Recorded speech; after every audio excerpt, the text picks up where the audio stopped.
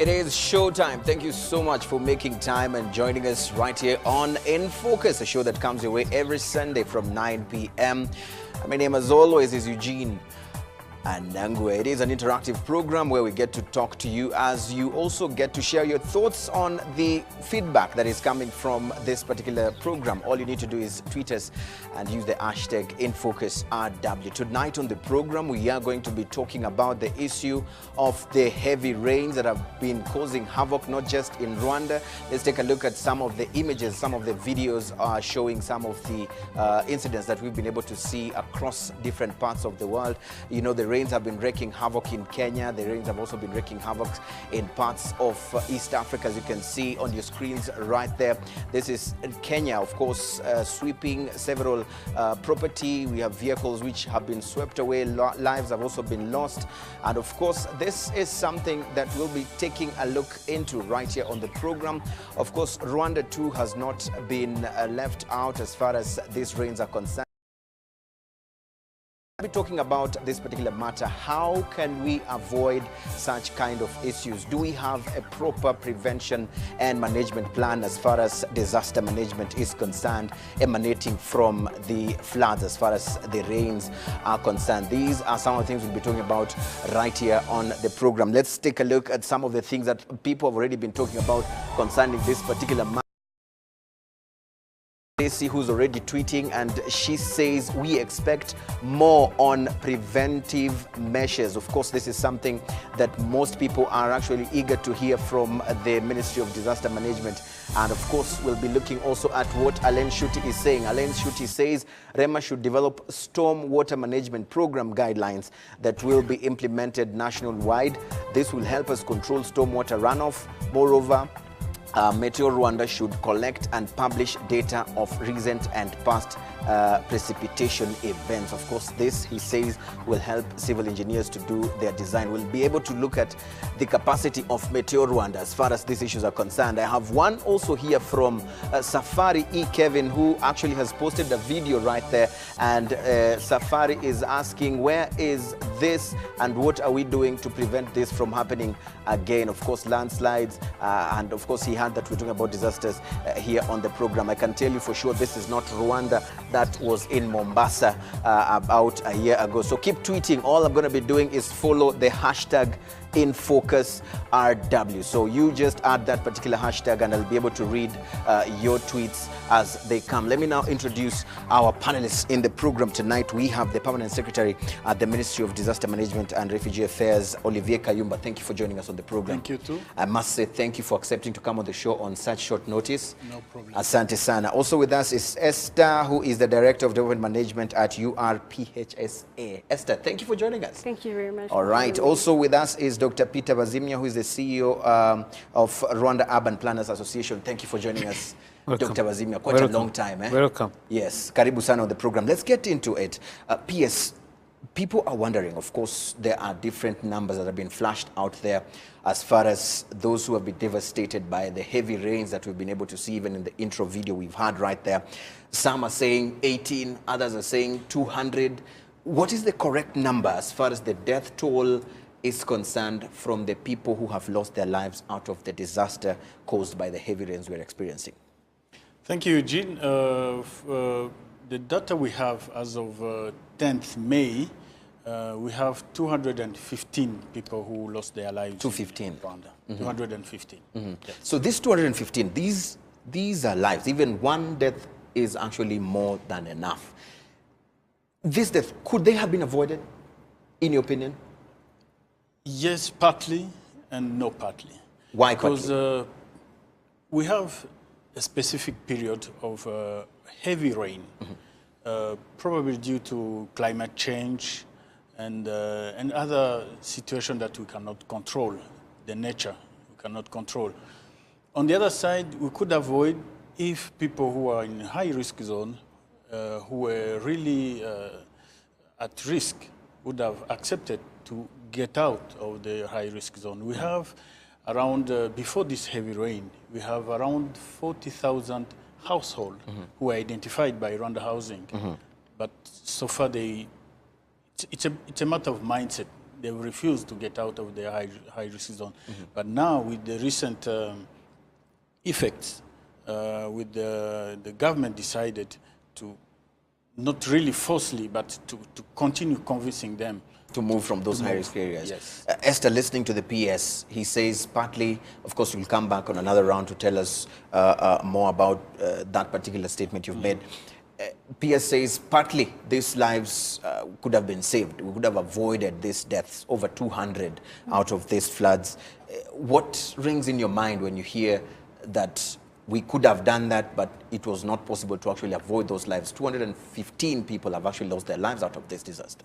Yeah, thank you very much. As you have said, even one life is really meaningful, and then to lose one person, then that is a serious issue. And then hearing someone whose responsibility to us is to have protected life and says it could have been, you know, protected, but we didn't do enough. So I have to say, as a citizen, then people are supposed to trust in the government. We are supposed to say the government is right there protecting us, looking over us. And then they're saying that it could have been, you know, protected. And I have to say, then why didn't they do anything? Why did they have to wait till someone loses their lives to come here and say, then we could have done better. Yes. Right. This is what you think. Dr. Bazimia, listening to the two, of course, speaking from what the PS has just said, what can you say about that? Thank you very much for inviting us to this unfortunate disaster kind of program. I would start by saying we should understand what the word disaster, because that was waiting to happen. That's why it's called a disaster. Now, it's unfortunate that lives were lost, which could have been prevented. But in the first place, where do we have those disasters happening? In what kind of areas? What kind of environments? And can we say the people were told it is likely to happen and they said no, and we just kept quiet until it happened? Therefore, I always believe the government has very good intentions for all citizens. Right. And I think it's unfortunate that happened, but it could have been prevented in many ways. It could have been prevented. P.S. He brings a question, and of course also Esther here says, you know, did we know where the problem could have occurred, and especially this movement of these people that you just mentioned, and then did we just sit back and say, you know what, we have told them to move, they have refused to move? I mean, this is something that someone somewhere might not really comprehend, because Esther says it is the role of the government in whatever means and capacity to actually protect any life. So this 40,000 and the people you're saying that still have a mindset of not wanting to move from high-risk areas. So what is the government doing? Do we fold our hands and say, we told them, they refused, so disaster has happened, which we were not able to control, yet we had told them to do it? No, I think you got me wrong. I didn't say that we asked them to remove, to get out of that place, and they refused. Then this is what happened. No, we are in a situation where we have heavy rain that occurred during this period, and we have places where we couldn't imagine that these effects would have happened. We are talking, unfortunately, about 215 people who lost their lives. But we're also talking about roads, bridges, crops, infrastructure. Yes. We have a heavy loss that we are registering, and right now the government is working on how to assist the people who lost the families of people who lost their lives, how to assist districts who are no longer connected, how to assist the roads. I mean, we have national roads, we have district roads, and we have where people could not get even to the hospital right now because of these roads. So we have a major issue that we are dealing with right now. So we are not talking about people who would have prevented it right now. Is that not the question? Right now is how to assist these people who are in high-risk zone. The Right Honorable Prime Minister made it right. We don't want, again, until the rain stops by the end of May, we don't want people again to lose their lives. That one is a clear message, and even before we had that message, but this is now too heavy because the high-risk zone is growing up. We had bad constructions, of course, that we're counting. By that time, we were talking about 40,000, but we have even landslide that we couldn't imagine. The topography of the countries is also a reason why we're having this landslide. So it's a major and complicated case that we are dealing with right now. But someone listening to you, someone would say that you're throwing in the towel, you're surrendering, you're saying, you know what, our topography is already prone to these kind of disasters. What can we do? Because the problem here is some people feel that we are a reactory. We react, we do not prevent. We wait, disaster strikes, then we start saying we're now looking at how to help these people. But why don't we put up, because you seem to know where the problems are.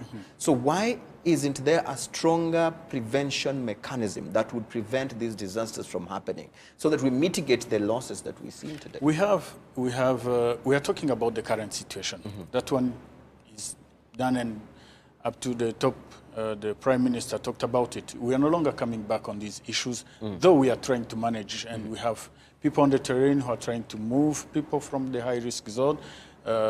We are submitting a budget tomorrow, or probably, or the day after tomorrow, including infrastructure, including crops, damages, everything. We are trying to mitigate the effects as of today.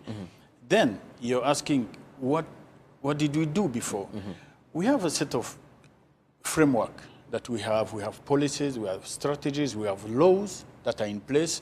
And as the Minister of Disaster Management and Refugees, we do make, in collaboration, of course, with these stakeholders, we have the Ministry of Infrastructure.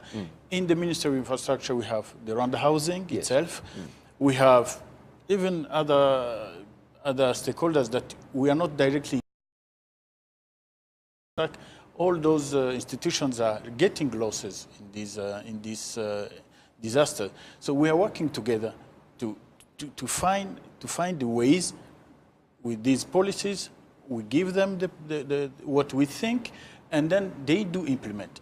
At times, I'm not talking about REG or Rwanda Housing. I'm not their spokesperson, but somewhere they fail probably to have these mitigating factors while they are constructing. But I'm not a technician. I would like also for them to tell us if they really got in touch or they did read the recommendation that we gave and to avoid.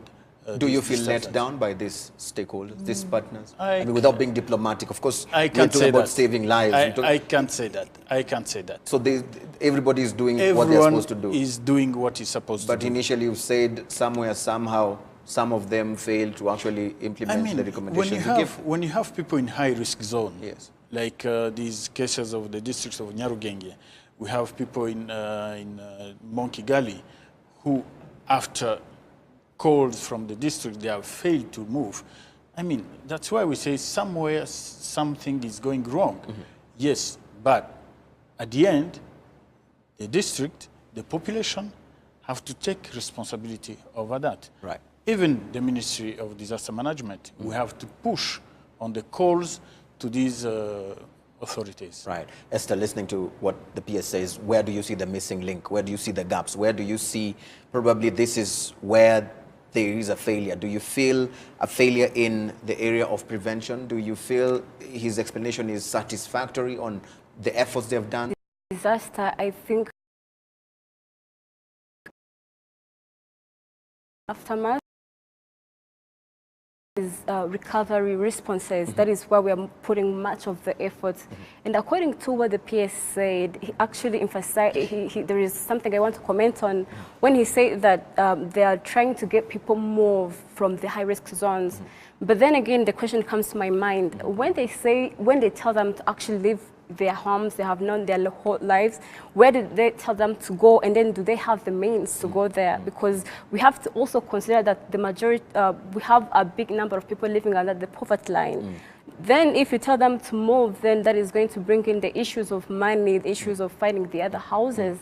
And I would say this is not the first time we've had the heavy rains, because in 2005 and then 2007, the same thing happened, though it wasn't as bad as it is right now, but it happened. And when I try to think of these things, I'm like, when the people actually in charge saw this happening, they're in charge of forecasting, for overseeing what is going to happen in the future. Because we have people, there is someone I know, she's not educated, she doesn't know how to read and write, but she has the ability to look at the sky and say, you know what, today I think that the rain is going to fall.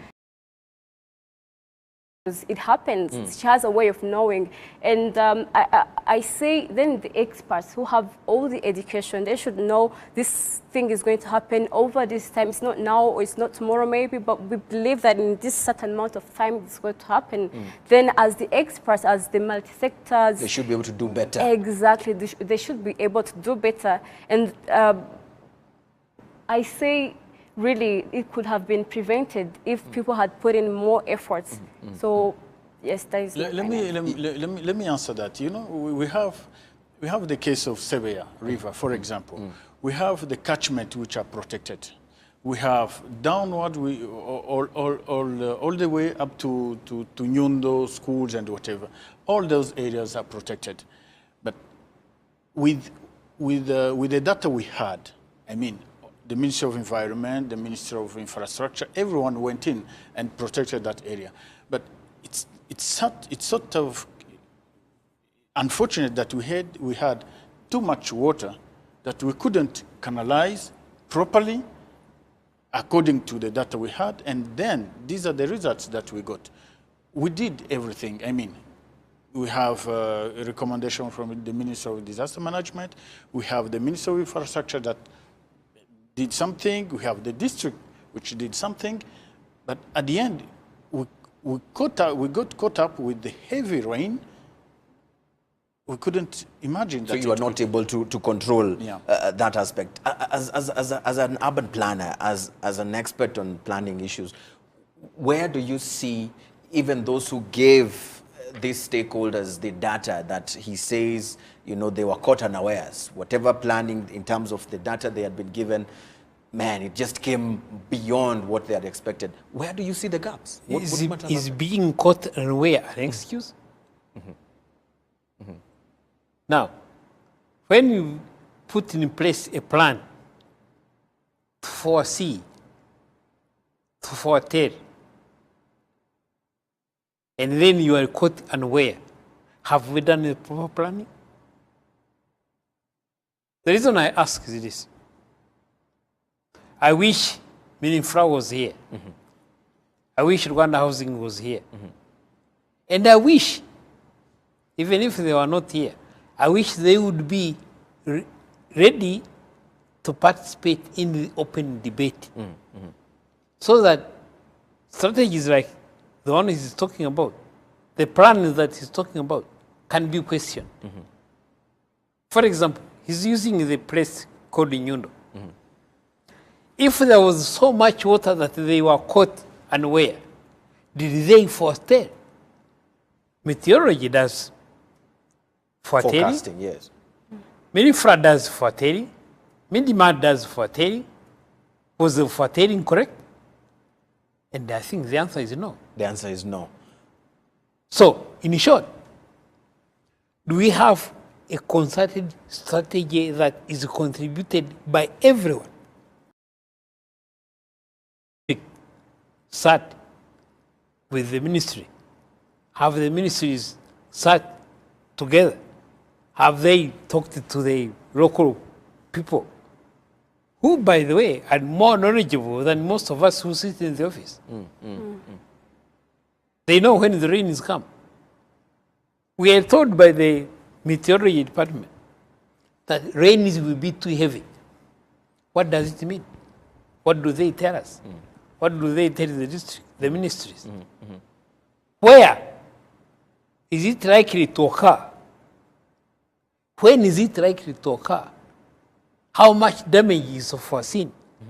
And I think all this go into planning. Right. It goes into planning. Yes. P.S.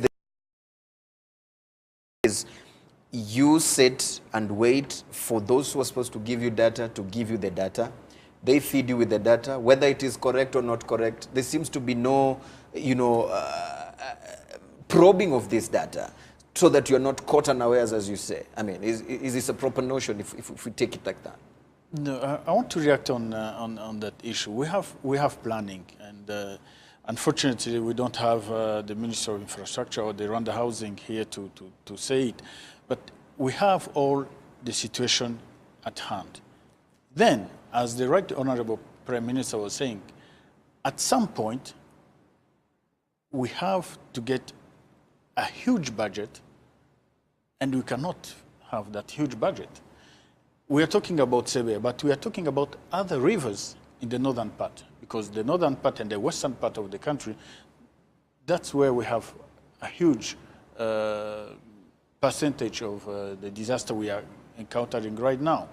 We have in the cities and new developing cities to have all the drainage system, to have all the roads respecting the planning we have.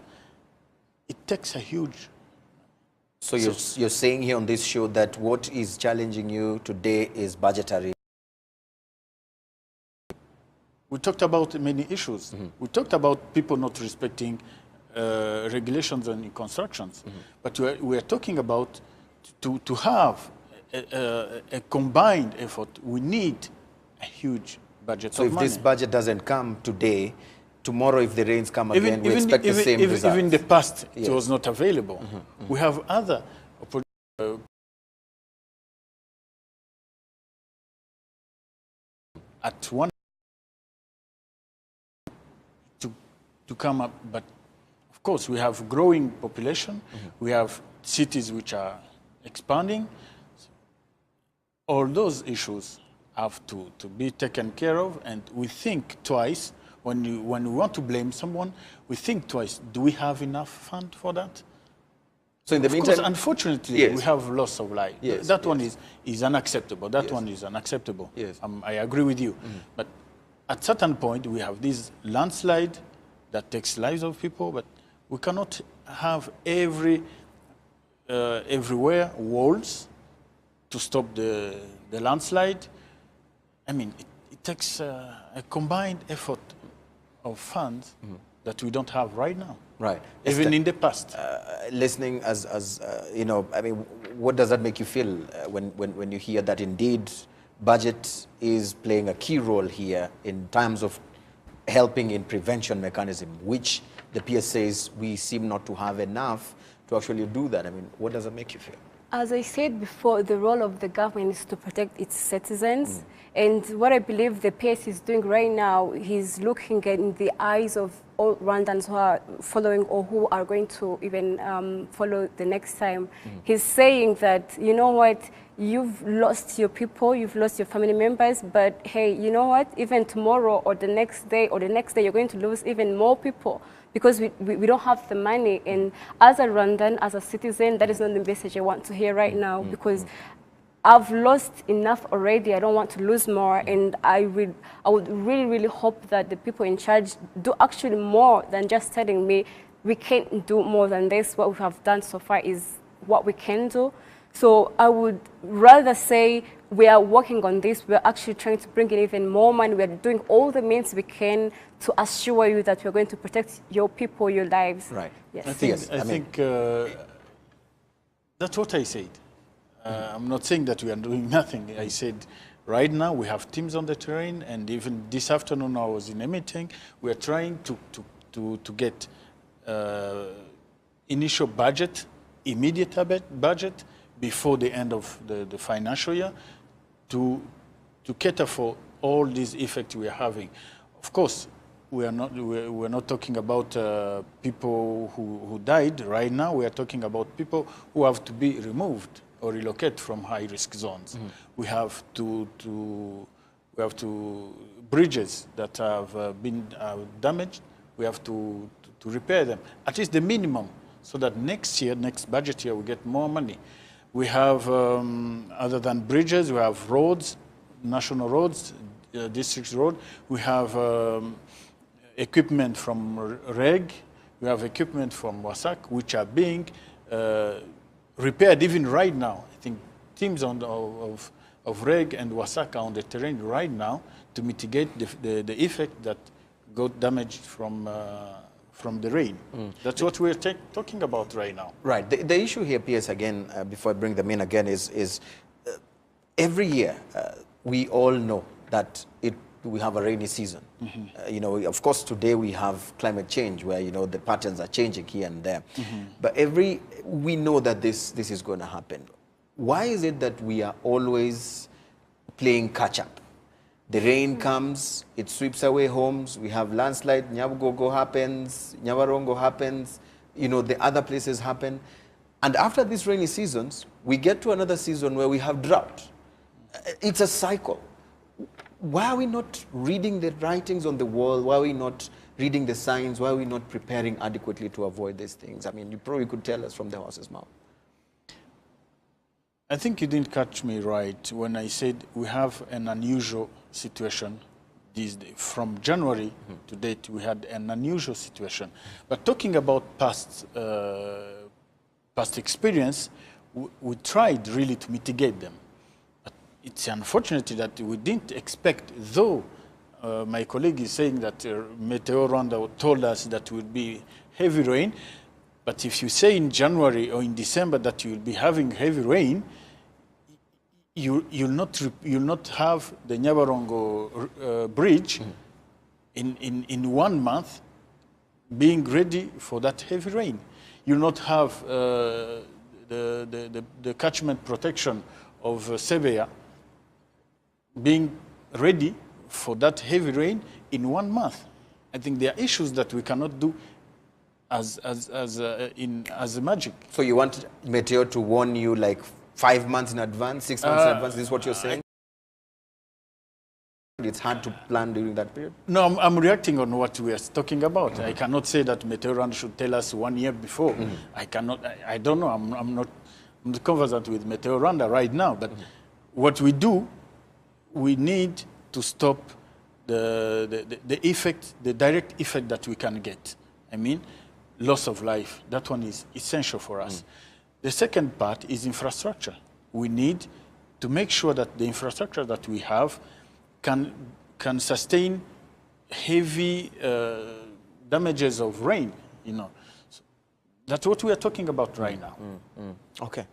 Dr. Bazimya, I mean, I would love to read your thoughts after that short exchange. Well, reading my thoughts is common knowledge. As I started saying, we must understand what disaster means. It is an after effect. But the after effects can always be mitigated. Now, is it magic science that some of our Imidugudu villages are wrongly placed? Do we have a contingent plan saying village A, village B, village C, village 20 is likely to be washed if it rains heavily? Is it magic science that will tell us where the road has been poorly aligned? Is it possible that we can say, if it so happens to rain heavily, such a landslide will occur? And therefore, if any of the answers, or the answers are no, then something has gone basically wrong. Something has gone wrong there, yeah. And this something that has basically gone wrong is over the years. And it is multi-sectoral. It includes Midima, it includes Minifly, it includes Rwanda Housing, it includes the districts, it includes the private.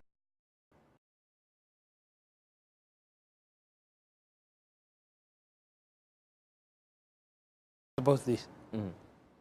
Which institutions have been talking, several of them. But what have we done? Therefore, the talking is fine. The writing is on the wall. But what actions have been connected, concerted, and controlled by everybody? Right. Do you have any specific areas where you seem to feel that action was not taken, that you want the PS here to respond to? I mean, let's take Nyundo, which he said. Yes. It so happened that they received so much water. Mm-hmm. Did they do any filtering? Okay. PS, did you? Yes, we did. And what happened? Recently, I think it was in March, we had heavy rain that occurred that time, and we had the Petit Seminaire of Nyundo, which was protected enough, but the école d'art was not protected enough. Mm-hmm. But this time, even the Petit Seminaire of Nyundo got affected. We thought it was protected. Now, what I would like probably to hear from him, we have a set of measures that we put up, but I'm not sure that you on your side, as an expert, you questioned the measures that the government had in place. I'm not sure. Mm-hmm. If we had, so that we can say, okay, we were wrong, then let us review. But I'm trying to see if you told us something that we didn't put into consideration. Let's assume that our technicians were not perfect, probably. I'm not sure. Then, could you help us? See, when he asks that, I would say, did they do enough? Mm-hmm. He says, in March, Petit Seminary was not affected. The other part of the school was affected. This time, Petit Seminary was affected. Mm-hmm. My question is, did they do enough? The question also he asks you is, where were you to help them with alternative ideas, alternative information as experts? I think this is what doubt is, yes, where is the concerted effort by different institutions into the event that happens? Before even looking for your expert advice. Yes. I don't know. It's so unfortunate that we are trying to throw the ball on each other right now, and this is not the issue. What we would be having right now is to say, let us put all the efforts together, what you have, what we have as the Minister of Disaster Management, what other ministries have in terms of mitigating the disaster. Let us put together or on the table, and then we review them. Otherwise, right now, I'm not a good technician to tell you that I was right 100% and you are wrong. So I don't know how you can help. Eugene, yes, me wrong. Specifically the PS. I'm not saying he was wrong. I'm not saying Midimar was wrong. What are you saying? I'm saying they didn't do enough. They didn't do enough. That is what you're saying. And for example, yes, then we were wrong if we didn't do enough. No. You see, a strategy is an action in waiting.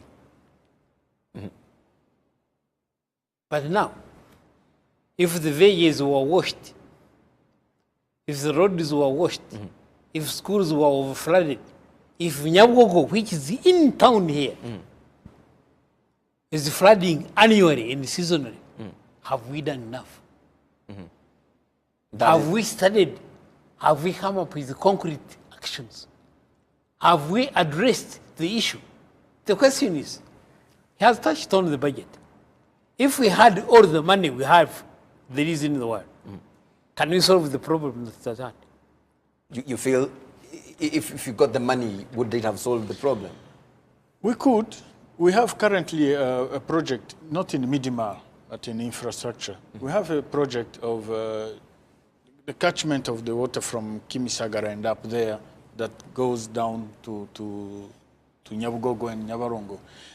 That's a plan that will take 5 years. Can you imagine? 5 years. It's on since last year.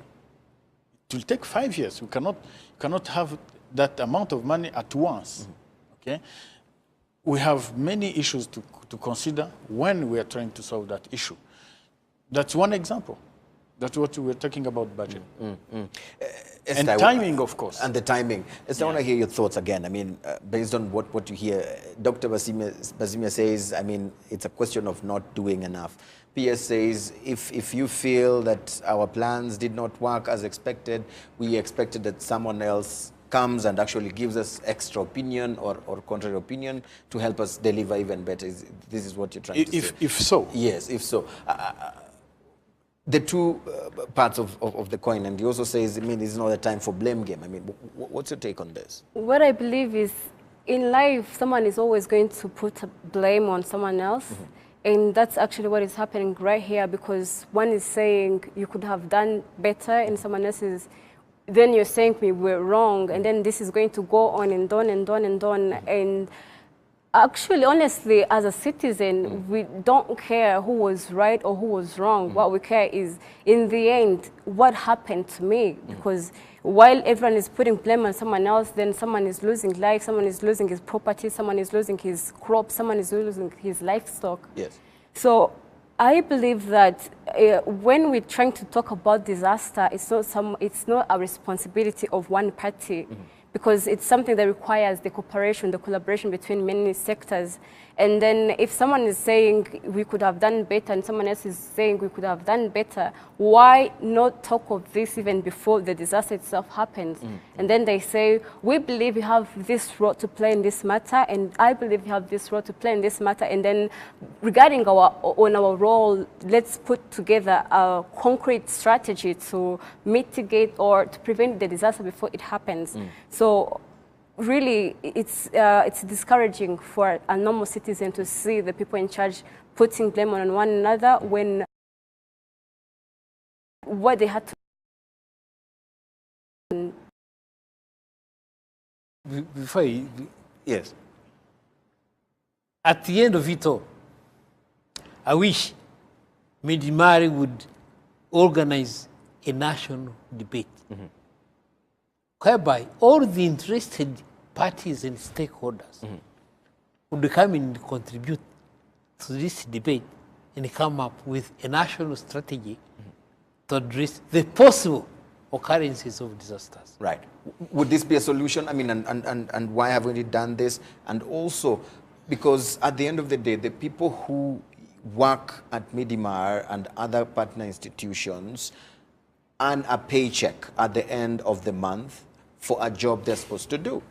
Now, in this sense that you've said that somehow, somewhere, the data you were given did not match the weight of the rains that came and it caught us or put us where we are today, what were the consequences for those people who failed to give you the right data that would have helped stop this disaster? Let me come back. We have this abnormal situation today. That's what we are talking about. And it's a result of many issues of climate change and proper settlement, probably, and whatever. So no one is going to be questioned. Why did you not do proper data? I'm not the one to question. I'm not the one to question. I think we have the higher authorities of this country to question, even to question Midimar. What did you do? But back to what my colleague was saying, we have a set of frameworks that we have. We have a policy back 2012, which is under review. We have strategies, both for risk reduction and response and recovery. We have laws, and we have ministerial instructions. We have a set of instruments that not only Midimar worked on. We have infrastructure, we have Minagri, we have I mean, the big stake is infrastructure with Rwanda housing and REG and whatever. We have all those stakeholders that we work together to come up with that policy, to come up with the strategy, to come up with the laws that have been passed approved by the cabinet and passed by the parliament. And he says they are there, but the problem is the action. Now, the implementation. The implementation, I agree with you that somewhere someone didn't do something right. We are talking about the district of Nyarugenge with the Monkey Gully people. Someone was not really right to allow those people go there. So at the end of the day, much as we warn the district, much as we warn the city of Kigali that possible effect will be there, at the end of the day, unfortunately, we got people who lost their lives in Monkey Gully, Jabana, wherever. It is unfortunate. We are not talking about people who did what. We are really right now trying to say, let us reduce this effect. Every day we have to reduce. What we did last year, what we did 2 years ago, probably we didn't do much, but we did something. That's what we are trying to say. We did something. We have to put more efforts because this time we saw 215 people. It is too much. We have never encountered such a loss in previous years. Though my colleague here was saying in 2005 there was disaster. In 2000, we did mitigating factors during that time. But today we are having a heavy rain. I saw your introduction with Kenya, with Uganda. This is climate change. We couldn't foresee it. Though people were talking about climate change before, I think 10 years back, yes, we couldn't foresee today, to that extent, what happened. Right. Esther, do you think this is a time for all the relevant institutions to go back on the drawing board and re-strategize? Because he says there are a lot of strategies actually that are already there, but we keep seeing these numbers, these strategies coming. We don't know what would happen tomorrow because there's climate change, as he says. Is this time to actually go back on the drawing board and re-strategize, replan? Yes, I believe that is actually what is necessary because apparently, if you are to be honest, the laws or the policies that are in place are not to be much of that advantageous to the people, because if they were that effective, then we wouldn't be having this conversation right now. So if we are having this conversation, and as you kept saying, this could even happen because of climate change, then I believe it's high time that people in charge should go together, go somewhere, and then say what happened, what went wrong, what went right. Then if we are to move forward, if we are to protect more lives in the future, then yes, this is what we believe should happen right now. Right. Yes. Dr. Bazimia, if Midima does not organize that national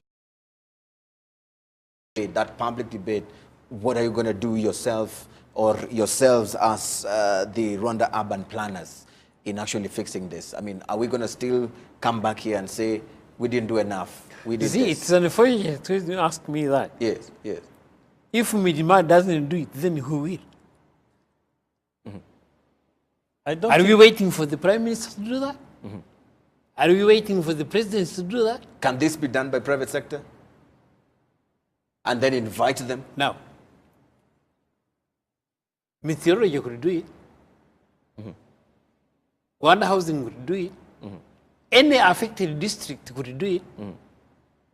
So it does not require only one institution to organize it. Because if one institution organizes it, then it will be the sole owner. They'll be sole owners. The strategy. Eugene, allow me But to then, say something. Yes, It's a concerted effort. it's a concerted effort. Yes, PS. We are doing what he's saying. Yes. We are doing it. We are doing it since end of Feb and early March. We are having everyone on board on these issues. So you cannot say that we are not doing something, because even right now people are in offices trying to summarize everything that they have got on the terrain. So we are trying to do something, and we are doing something. What have you learned? What have you learned from these deaths that have happened? as a ministry, what has been the lesson as I go on the touchscreen to read some of the tweets that we have from our viewers? What lessons has the ministry learned from these disasters that we've to check again these the forecast? Yes. We have to try to get everyone on board and make sure that these effects in September, October, we don't have again these type of effects. Right. So have you fired your teams that have been giving you data? No. You're not firing them? No, we are not firing anyone. So what if they give you wrong data again? No, we are not saying that we got wrong data. But it didn't work for you. The data they gave you did not work. It didn't help you. It didn't help, I agree with you.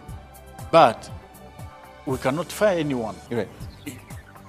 The same way, if you have to fire everyone, we have issues like in Rutsiro or in Karongi. You will not move the whole district because the topography of that terrain is very bad. It's very terrible. You cannot move the whole district. Actually, we have 6 districts which are affected. We'll not move the whole, the 6 districts. It's impossible. So we have to look for other means. Right, let's read some of this very quickly because we don't have much time. Right here from Butera 29 says there is urgent need to upgrade Meteo Rwanda. As of today, we still question the accuracy of data it provides, always vague. It is for us to handle this. Let's jump in ICT and develop our required tools to mitigate these disasters. We can make it. I mean, this is what Butera says. I've had some people say that today they hear that Meteo says it will rain, but it doesn't rain. And so they have failed to actually trust this institution. Sometimes they say it will not rain, and yet it rains heavily. What are we doing in this area? Unfortunately, I cannot answer. You can speak for them. Meteo Rwanda, yes. But then if you work together, you should be able to say in our board meetings, this issue was raised, and then this is what they decided to do. Of course, we are noting. Yeah, you're noting. Yes. Right, thank you for that. Let's look at this one right here from Alain Shuti. He says, when one hears a PS of ministry in charge of disaster management saying that we could not foresee heavy rain, we just had, because it's a climate change issue, you wonder if the lives of our people are in good hands. What would you tell this person? He feels like he's giving up. Their lives are not in good hands. He shouldn't, and I agree, it's really unfortunate. Really unfortunate. But it's unfortunate that you're saying that, or it's unfortunate that... No, it's unfortunate that we lost lives. That's what I'm talking about. Right.